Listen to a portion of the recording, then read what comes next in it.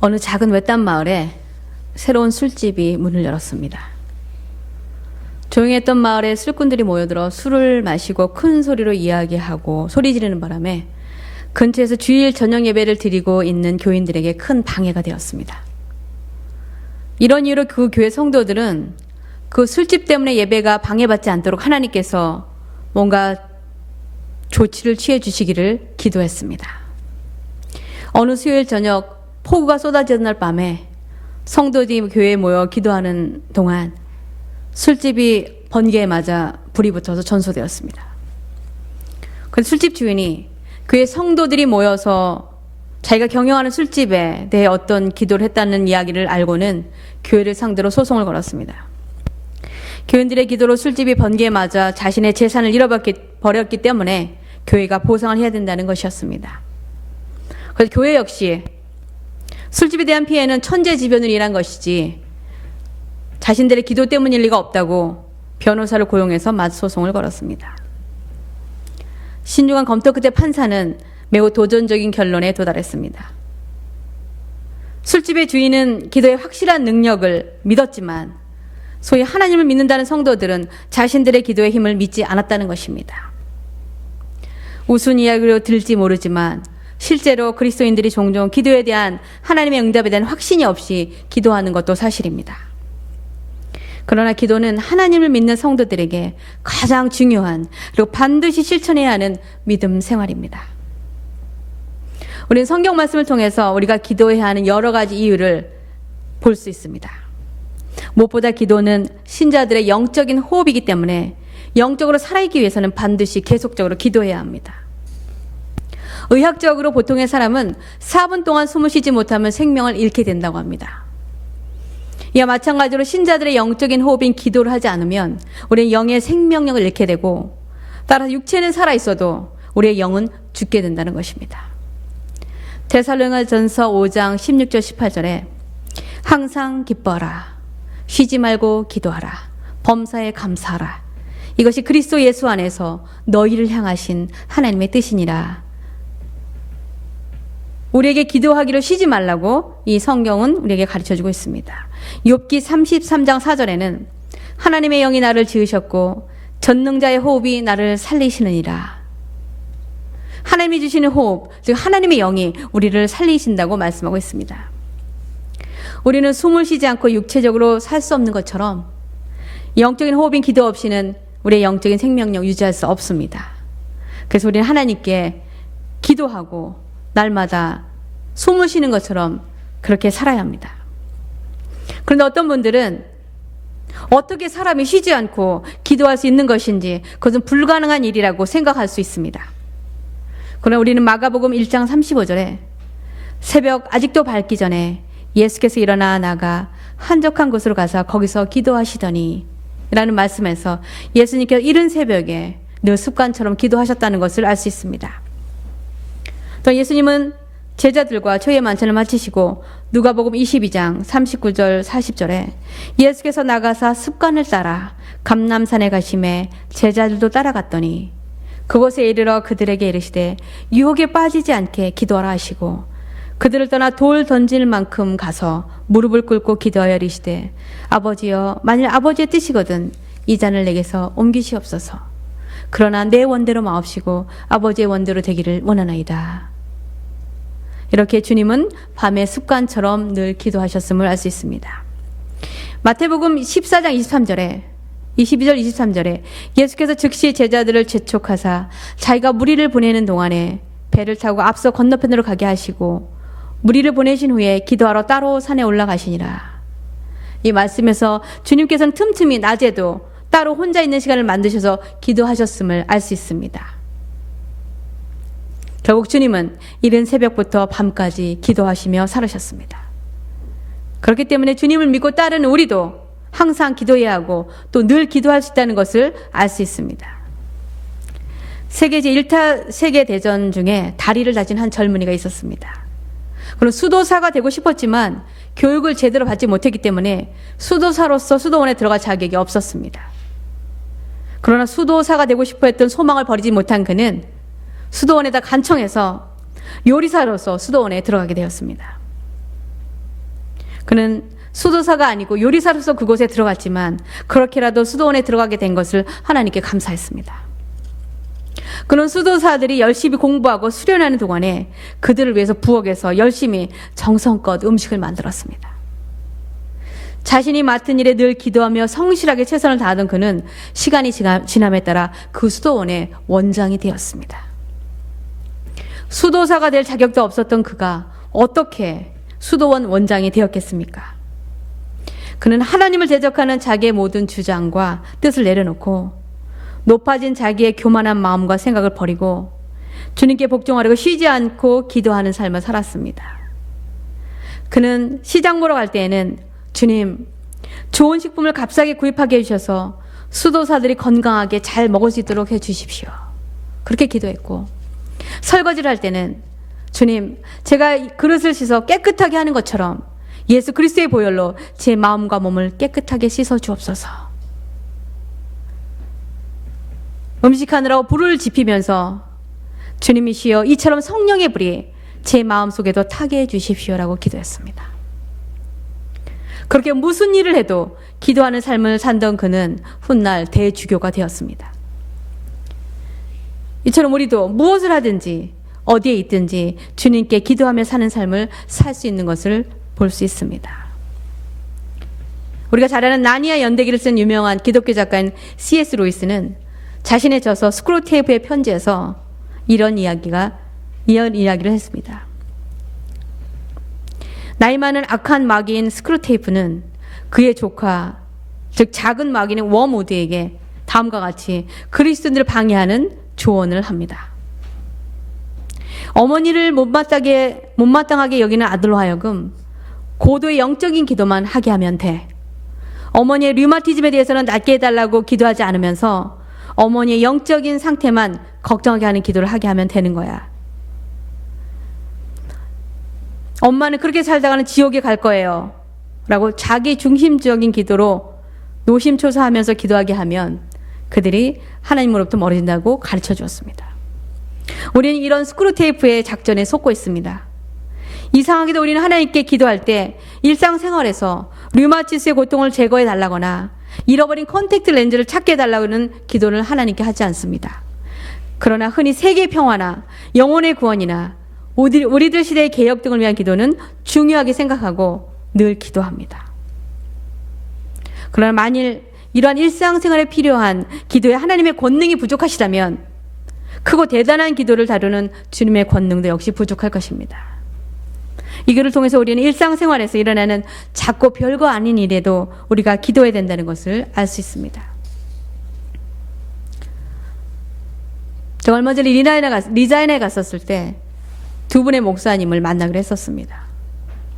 생각해 보니까 어떤 개인적인 일을 의논하기에는 두 분을 한 번에 만나는 것보다는 한 분만 만나는 것이 좋겠다는 생각이 들었습니다.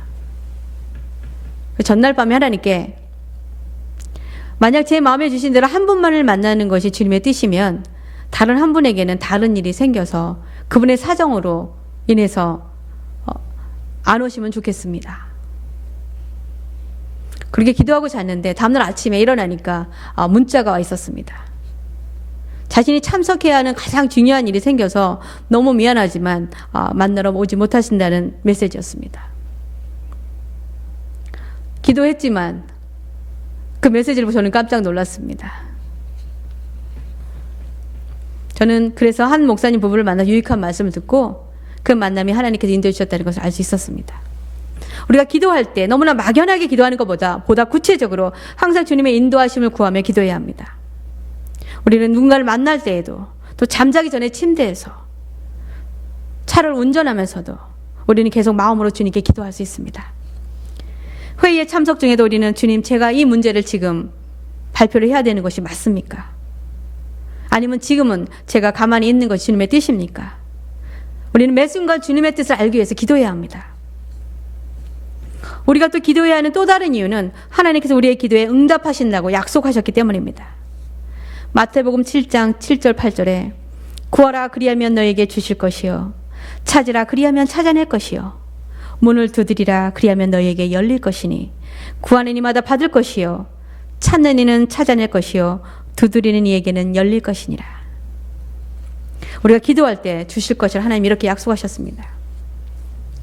일본의 어느 시골 마을에 한 기독교인이 1000그루 정도 되는 과수를 가꾸고 있었습니다. 열매가 맺힐 무렵에 이상한 벌레들이 나무에 생기더니 약을 치고 잡아도 날마다 기승을 부렸습니다. 그러자 그 과수원 주인은 철야 기도를 시작했습니다. 가족도 다 모여서 벌레가 없어지게 해달라고 간절히 하나님께 기도했습니다. 어느 날 새벽에 수백 마리의 이상한 새떼들이 갑자기 몰려오더니 한 나무에 하나씩 붙어서 1시간 만에 그 벌레들을 다 쪼아 먹어버려서 나무들이 깨끗해졌습니다. 얼마나 놀라운 응답입니까? 근데 어떤 분들은 우리가 하는 모든 기도가 다 그렇게 응답되는 것은 아니라고 말하실 분도 있습니다. 그러나 요한복음 15장 7절 8절에 너희가 내 안에 거하고 내 말이 너희 안에 거하면 무엇이든지 원하는 대로 구하라. 그리하면 이루리라. 우리가 늘 주님 안에 거하고 주님의 말씀이 항상 우리 안에 있으면 우리가 드리는 기도는 항상 응답된다는 것입니다. 문제는 우리가 하나님의 뜻대로 구하지 않기 때문에 우리의 기도가 응답되지 않는 것입니다. 야고보서 4장 2절 3절에 너희가 얻지 못하면 구하지 아니하기 때문이요 구하여도 받지 못하면 정욕으로 쓰려고 잘못 구하기 때문이라. 이 외에도 우리가 기도할 때 하나님의 영광을 위하여 하나님의 인도하심을 구하는 기도가 아니라 우리에게 유익이 되는 것, 우리에게 필요한 것, 하나님의 영광보다 나의 만족과 욕심을 위해서 기도하기 때문에 우리는 우리의 기도가 응답받지 못하는 것입니다. 그래서 우리가 기도할 때 평소에 얼마나 하나님 말씀 안에 우리가 거하고 있는지, 우리가 기도할 때 우리의 마지막 기도는 항상 나의 뜻대로 마옵시고 아버지의 뜻대로 이루어지기를 원하시는 기도를 해야 된다는 것입니다. 그러면 하나님의 영광을 위해서 하나님의 뜻을 구하는 그 기도를 하나님께서 들어주신다는 것입니다. 우리가 기도해야 하는 또 다른 이유는 우리가 기도할 때 성령을 통해서 하나님의 뜻과 인도하심을 깨달을 수 있기 때문에 그렇습니다. 오늘의 본문 말씀 2절 3절에 이를 행하시는 여호와 그것을 만들며 성취하시는 여호와 그의 이름을 여호와라 하는 이가 이와 같이 이르시도다. 너는 내게 부르짖으라. 내가 내게 응답하겠고 내가 알지 못하는 크고 은밀한 일을 내게 보이리라. 하나님께서 예레미야 선지자에게 이렇게 말씀하셨습니다. 예레미야가 자신의 민족을 위하여 눈물로 간절히 부르짖으며 기도하자 하나님께서는 이스라엘 백성과 유다 백성들을 위한 하나님의 위대한 계획을 알려주셨습니다. 하나님께서 당신의 백성을 이방 땅에서 포로 생활하고 있는 그들을 다시 하나님이 주신 땅으로 돌아오게 하신다는 그 놀라운 방법으로 회복시키신다는 것을 알려주셨습니다. 기도를 통해서 우리는 우리가 상상할 수 없는 놀라운 일을 행하시는 하나님의 계획을 깨닫고 또한 보게 됩니다. 아일랜드의 다운이라는 지방에 영국 출신으로 16세에 전쟁 프로가 되어서 양을 치던 패틱이라는 소년이 있었습니다. 이 소년은 어린 시절에 교회 다니면서 하나님의 말씀을 배웠기 때문에 그가 비록 낯선 곳에서 양을 치고 있었지만 그는 그가 무엇을 해야 되는지 알고 있었습니다. 어렸을 때 들었던 복음대로 그는 아침 일찍 산중에 들어가서 기도하고 양을 치며 기도하고 또 눈 내리고 비 오는 들판에서도 늘 하나님께 기도하기를 힘썼습니다. 그의 집은 먼 곳에 있었지만 기도를 통해서 하나님은 늘 그와 가까이에 계셨습니다. 기도하면서 세월이 지나는 동안에 패트릭의 믿음과 하나님을 향한 사랑도 깊어갔습니다. 어떤 날은 하루에 100번 이상 기도했습니다. 그렇게 6년의 포로 생활을 하던 어느 날 그는 마음속에 하나님의 음성을 듣게 되었습니다. 그 목소리에 순종해서 해변가를 향하여 다름질 쳤는데 마침 그곳에 막 출항하려고 하는 아침배가 있었습니다.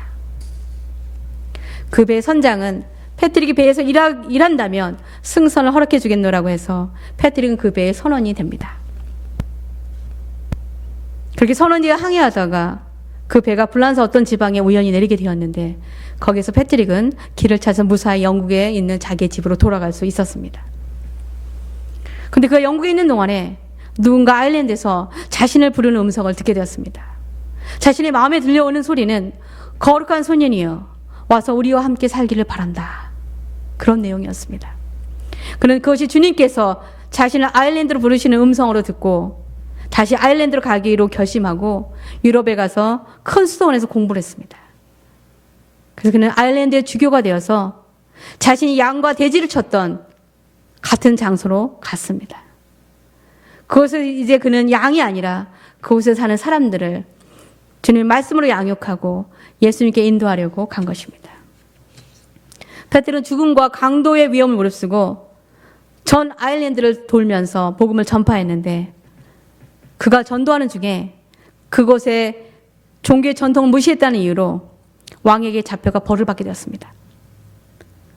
그가 하나님께 간절히 기도하자 그를 만나게 된 아일랜드 왕은 도리어 그를 용서해주고 그를 친구로 삼게 되어서 아일랜드 궁정에 기독교가 들어가게 되었습니다.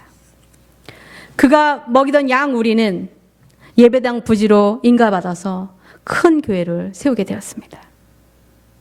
그는 아일랜드에 360개의 교회를 세웠고, 그 461년에 죽을 때에는 거의 모든 아일랜드가 기독교화가 되었습니다. 하나님을 모르던 이교도의 나라가 축복받는 하나님의 나라가 된 것입니다.